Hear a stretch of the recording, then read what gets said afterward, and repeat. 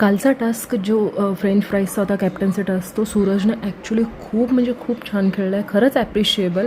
कारण सूरजला ॲक्च्युली कोण पण डिझर्विंग नव्हते म्हणत, पण तो काल ज्या प्रकारे खेळला आहे आणि अरबाजच्या टीमशी लढला आहे ना, वेल डन सूरज. काय जबरदस्त खेळलास. लिटरली ते लोक घाबरले होते तुला आणि अशी भीती त्यांना असायला हवी होती. अरबाजने तुला लात घातली, अरबाजने तुझी गच्चीही पकडली. अरबाज तुला पकडून फेकायला चालला होता, तेव्हा अभिजितनं तुझं साथ दिलं.